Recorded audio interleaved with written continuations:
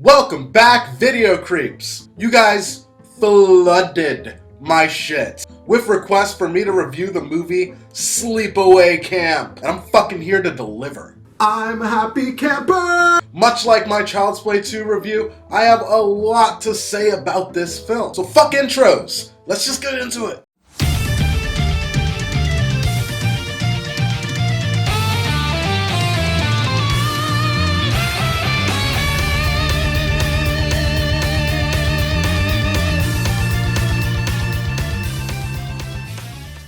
I remember watching the intro to this film and just wondering for years, like, where the fuck am I? And then somehow, like a fucking Mandela effect, like the last few times that I've watched it, this intro is actually the closed version of Camp Arawak, the setting for this movie.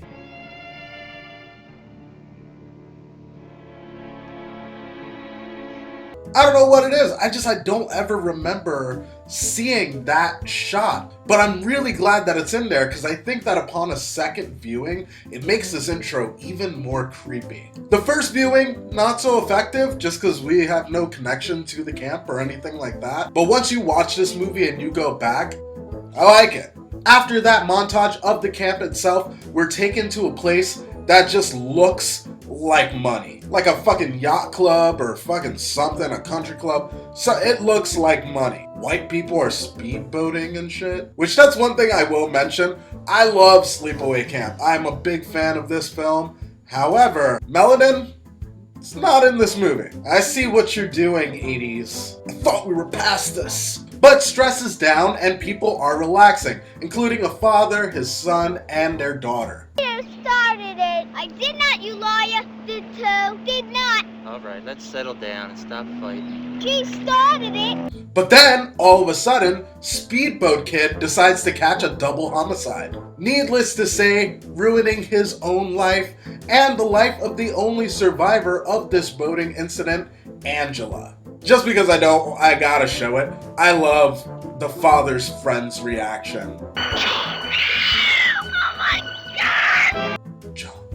Now, little orphan Angela has to go and live with her Aunt Martha and her cousin Ricky. Right up to camp. Wasn't that nice of me?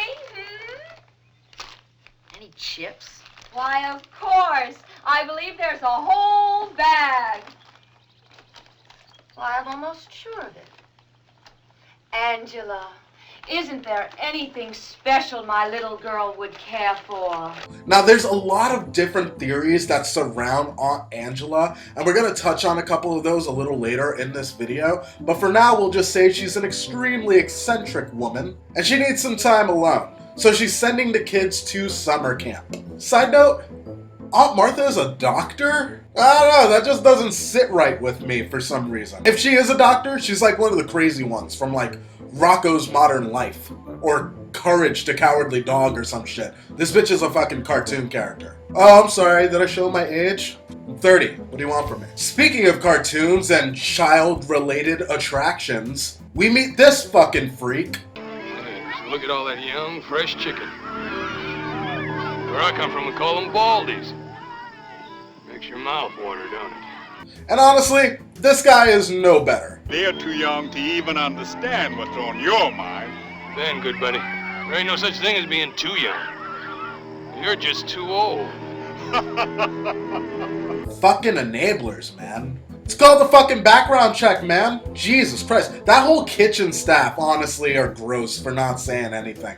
Or not just fucking decking this guy in the face. Then again, I suppose if they did and it was a bigger problem, this would be a different movie. Maybe they would call it Sleepaway Jail. Point is, I got my eye on you, dude. Ricky runs into one of his former friends from a year before. And his friend Paul informs him that Judy has developed. Hey, Rick! Wait till you get a load of Judy. Man, oh man. Oh yeah? You'll see. And man, I fucking love that scene. Because it's a very real scene. I remember being a boy and starting to be like, oh shit, titties. It's a crossroad in every boy's life. Ata!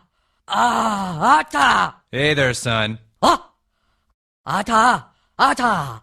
Yes, Ata. Let's have a talk, Stan. Ricky tries to physically slide into those DMs, but Judy shuts that shit down on sight. But it is Ricky who has the final word. Well, excuse me, bitch. That she is, Ricky. That she is. But then we meet bitch number 2, who is extremely anal about the pronunciation of her name. By the way, for those of you who don't know, the name is Meg. M-E-G. Who fucked up your name so badly that this is how you introduce yourself? This is the act. Who hurt you? Now, Judy might be a bitch, but I think Angela's the one that started popping off first. Because look at this scene in the cabin with Angela staring at Judy.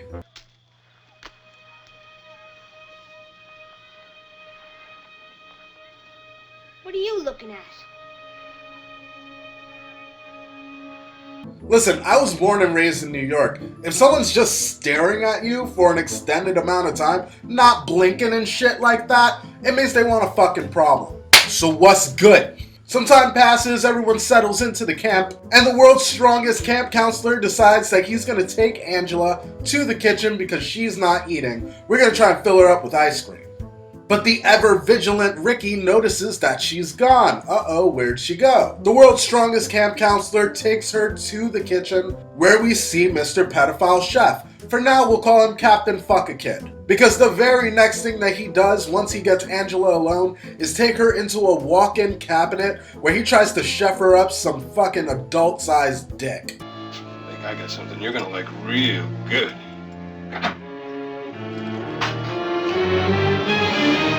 What are you doing? But like the baby Jesus himself, Ricky comes in just at the nick of time and saves Angela from a summer she would never forget.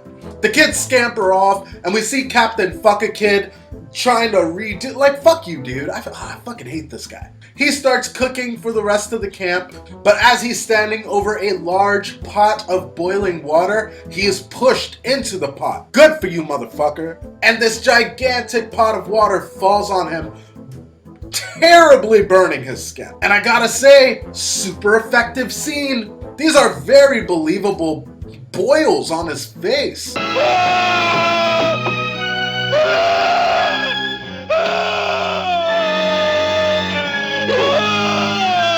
It's the first like real practical effect that you see in this movie, and it gets you excited for what like you're gonna see down the line. Very strong opening kill. Meanwhile, at the boys' cabin, a Me Too is developing. I shall now begin the count.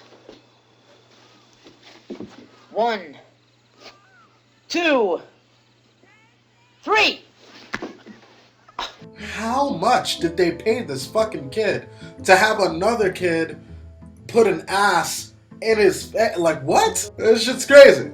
A boring scene about baseball happens. Who gives a shit? Ricky and the younger team win against the older guys. The older guys swear vengeance on the younger team. But this isn't like a weird Porky's situation. Like, they never actually followed through with this, like, grand vengeance. Honestly, this movie didn't need it. It was real B-story stuff. Later, there's some kind of party going on in the rec room, and the boys start to flock to Angela like moths to a flame. But once these advances aren't met with positivity, the guys just turn on her. Yo, Angela, how come you're so fucked up? I mean, like, what's your problem? While this is happening, the camp owner, who is also into fucking kids, goes to flex on Meg. You remember, bitch number 2. But nothing compares to the level of confidence that my boy Ricky pops onto the set with. This isn't a word that I use, but my boy felt fleek. Ricky sees what's going on with Angela, doesn't give a fuck, and puts the beat down on those motherfuckers like a Power Ranger. We later see the older guys unsuccessfully convince girls to get naked with them for a jump into the lake. Just a little midnight skinny dip. But oh no, more murder! The next morning, that body is found near the lake.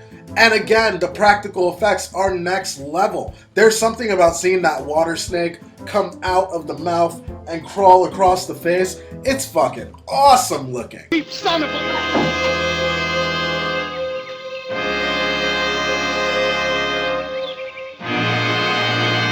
Meanwhile, Paul has been putting in that work with Angela, and it's paying off. So much so that she allows him to walk her to her cabin, where Paul is able to steal a quick smooch. 2, actually. But every time that they kiss, this really weird music plays, and you're not sure why.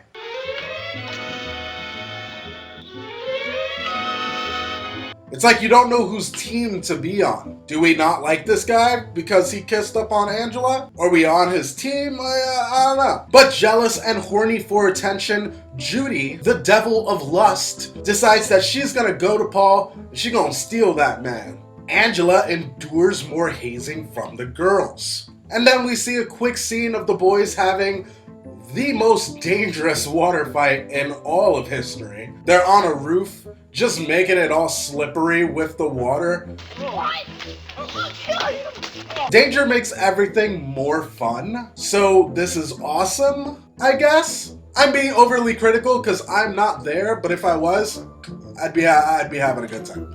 They see Angela and they decide that they're gonna throw a water balloon at her. But again, Ricky sees this and he goes on a cursing tirade. Fucking bastards are gonna pay for this! Cocksuckers! Pricks! But the water balloon assassin doesn't go too long without getting his. A short scene later, we see him sit down to take a dump when somebody, we still don't know who, takes like a hornet or a bee's nest and throws it into the stall with him. And I guess he was like allergic or something because he got stung like a bunch of times. And then he just died immediately.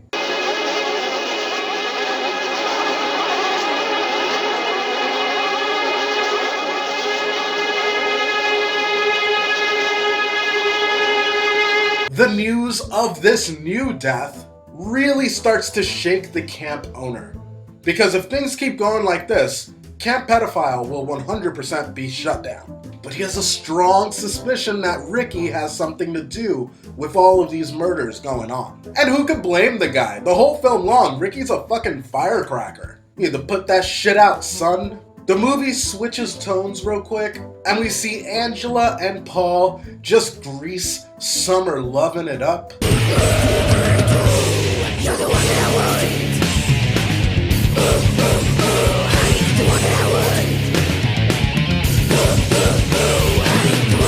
They're running around on the beach, you can't catch me. And eventually they topple onto the sand, where they start kissing, and Paul tries to see a titty. But just then, Angela gets a flashback. And in this flashback, it's her and her brother, and they're watching their father sleeping with another man. This flashback sequence then jumps to Angela and her brother sitting on a bed Indian style, and they're pointing at each other's chest.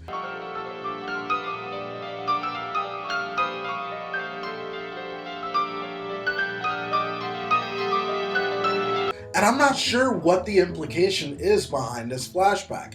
Does this mean that because Angela and her brother watched her father do these sexual things, maybe her brother and her also had some kind of like ancestral relationship? I would love to hear what you guys think about that, because it's a scene that always makes me think. Angela freaks out from this flashback, and Paul's cock is officially blocked. So much so that Judy sees an opportunity and decides to claim that dick like a siren at sea. These two start making out in the woods, but damn, you just got because Angela just caught your ass. A liar, a cheater, a deceiver, heartbreaker, and I won't let you. Paul tries to mend his broken ways, but Angela ain't having that shit. You go, girl! And Judy decides that she's gonna double down on her cunt shit and just rubs her home-wrecking ways all up in Angela's face. Meanwhile, the camp owner runs into Ricky and decides he's gonna size this motherfucker up. Which couldn't have happened at a worse time, because this is when things boil over between Meg, Judy, and Angela. They're sick of Angela's no swimming, no participating in anything's ass, and they decide that they're gonna throw her in the lake. But Angela can't swim. Ricky is able to break away from the camp owner and aid her from drowning, and he takes her away. It's finally the big night at the Sleepaway Camp where we're doing a camping trip. You would think when you go to camp it's all a camping trip, but no, this is the camping trip. And Meg, bitch number 2, is off for the night. So she's looking to plug that hole with that old man pedophile's meat stick. But as she's getting ready for her date, she gets a visitor in the shower. And you guessed it, she gets gutted like a fucking sea bass.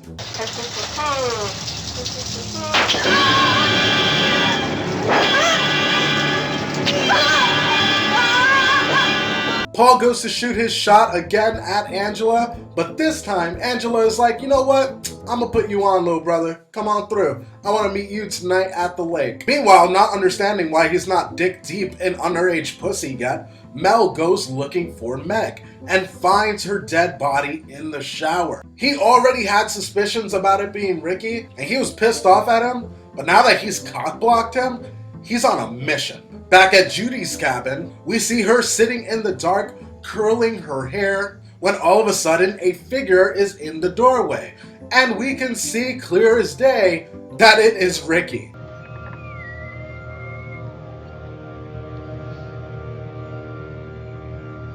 Who is that? Woohoo! Mystery over! We know who the killer is. Ricky walks over to Judy and decks her cold, but decides to heat things back up again by grabbing a curling iron, and we don't see it, but I think we all know that he takes that curling iron and he shoves it right up her vagina. Mel catches up to Ricky and just child abuses him into the fucking earth. I don't know what the fuck you're talking about. I didn't do nothing. Stop it. I didn't do anything, you crazy fuck. Stop it. I didn't do nothing. And just then, this is when cops start to arrive. But not soon enough to prevent Mel from catching an arrow through the neck. Paul, by the lake, waiting on that sweet, sweet date, finally meets up with Angela. And Angela says, you need to take off all your clothes, cause we getting in the lake. And Paul is like, fuck yeah. Paul's prepubescent cup runneth over. The search team finally catches up to Angela, who is sitting Indian style on the floor, petting Paul's head. Are you okay? Angela, can you hear me?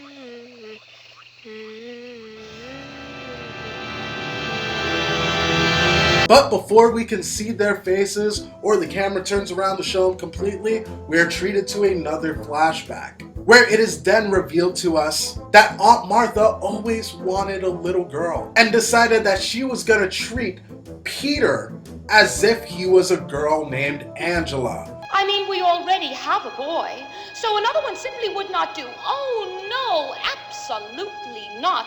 A little girl would be so much nicer, don't you think so, Angela? Angela. Such a lovely name. Why, I believe it means angel. Why, yes, I'm sure it does. I know you're going to like that name. Won't you, Peter? Before you can fully process this thought, you get an awesome, iconic scene of Angela standing butt naked, and it is clearly revealed that she is a boy.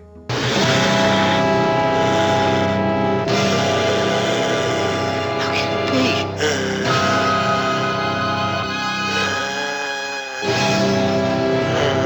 God, she's a boy.